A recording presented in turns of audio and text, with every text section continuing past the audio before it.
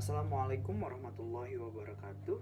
Hello everyone, my name is Wahyu Andhika, and now I'm going to give you a persuasive speech, which a topic is the real taste of Minangkabau culture.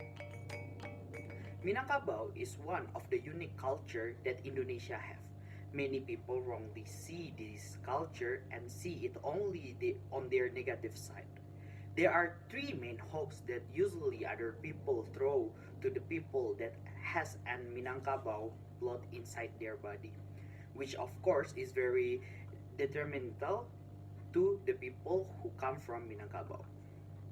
Minangkabau is one of the most famous tribes in Indonesia. Minangkabau tribe is located in the area of West Sumatra, Indonesia.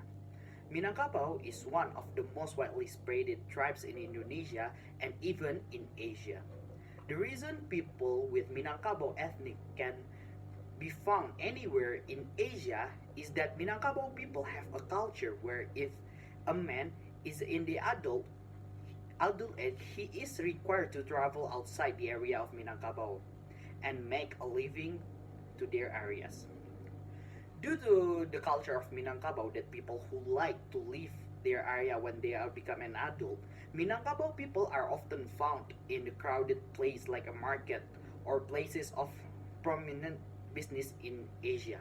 Usually, they can be found in Singapore, Malaysia, China, Japan, and others, where on average they work as the traders in the market, and this is where many of them stay until many of them were managed to the people where they find world staying. From here, many people are prejudiced that this habit is a bad habit and only speculate and generally assess that there is a one Minangkabau person who behave badly and give a stereotype that all Minangkabau people are the same as what they see. Of course, doing a stereotype of tribes is wrong and is unsustainable. Generalizing a culture or tribes is wrong and should be avoided by all of us. There are many losses that Minangkabau people feel about the accusation which are not fundamental. As a society that respect the diversity of tribes and cultures, we must be able to be the one who in the forefront of eliminating this false trait by knowing what is the true and avoiding stereotypes of tribes or nation.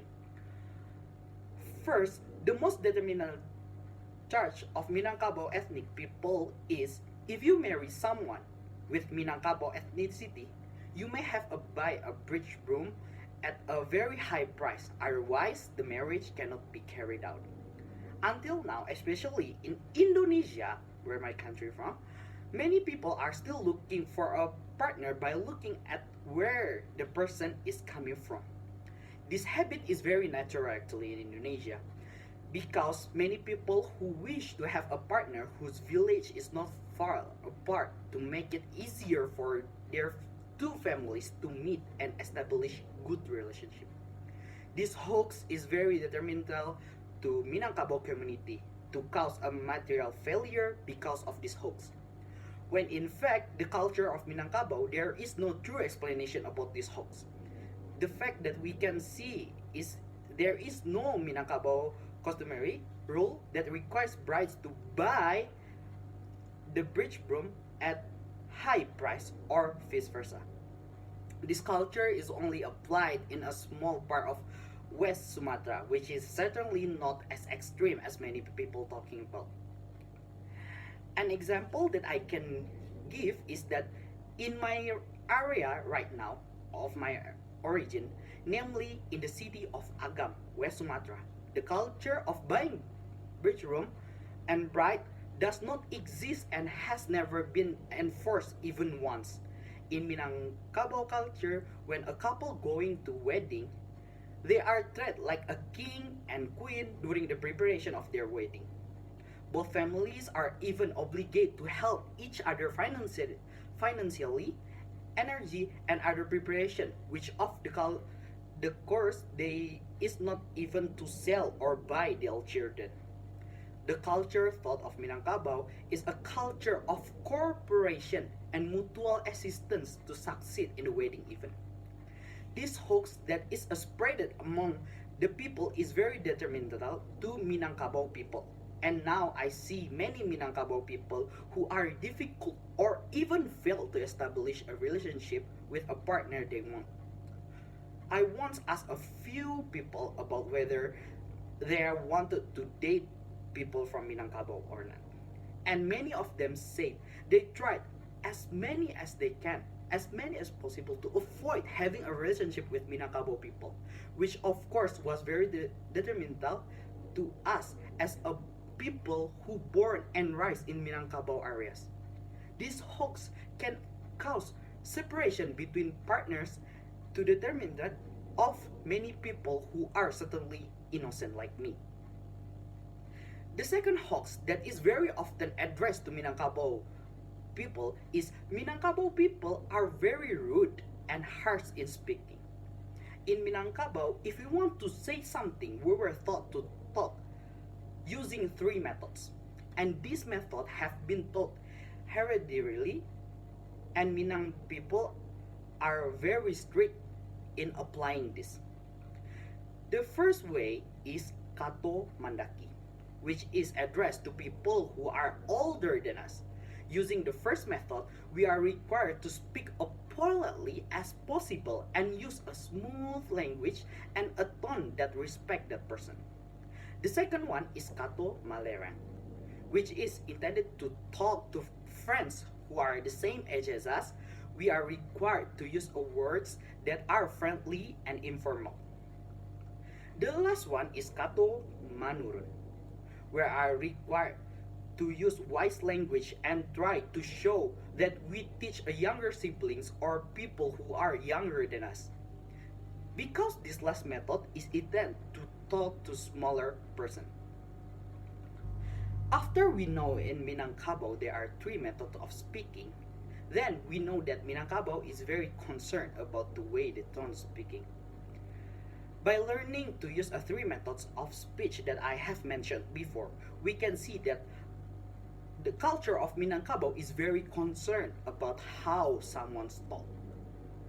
But still, whose name is a human, there is a word of forgetful, mistake, and emotion that are very attractive to us as a human being. All human beings without any exception should know their position when speaking and pay attention to their information in speaking. Not only the Minangkabau people, from wherever you are, you must also keep your words and get well with anyone without any exception. Speak when and always control yourself.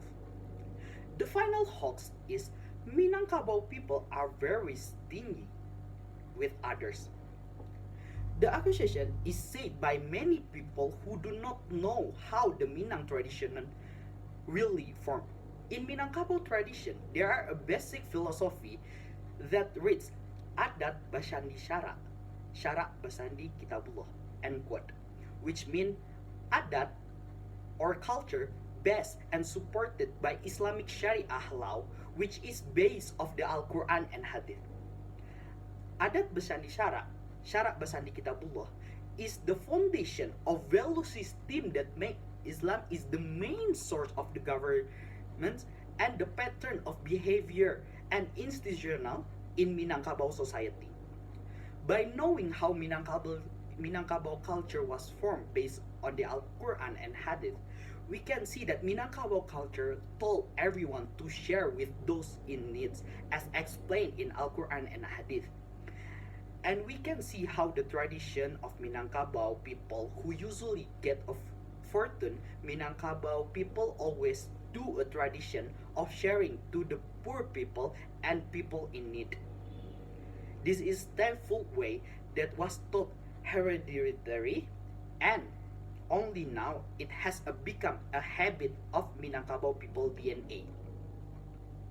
One of the action we can see of the accusation is the culture of the Minangkabau, who usually donate food to their neighborhood and relief who are going to hold a wedding on certain parties. And we are taught to do masak basamo. This event has a goal that neighborhood help each other to succeed in the event relative or neighbor by helping to buy ingredients or help by cooking together for a food at the event. If you look at the areas as Bukit Tinggi where I live now, we can see that the tradition of masak basamo is still being done and it's still thick in Minangkabau area. We can conclude that stereotyping a tribe and nation and describing culture is very not good for everyone to do. This behavior must be avoided, shunned, to the avoid quarrel between nations or culture, which will indirectly divide the community. Surely this division must be avoided by everyone so that all tribes and nations can live together peacefully. As I as I have explained before above, too many losses have been suffered by people who are victim of the stereotypes, which of course they are not just innocent victim. And of course, the loss suffered has harmed those who are not guilty financially or mentally, which is of course in the future it will damage the relationship between people and is likely to damage the resilience and peace of the country. The last thing I want to say is that let's go together to stay away from the nature of this stereotype and try to accept all of the differences that exist in our society.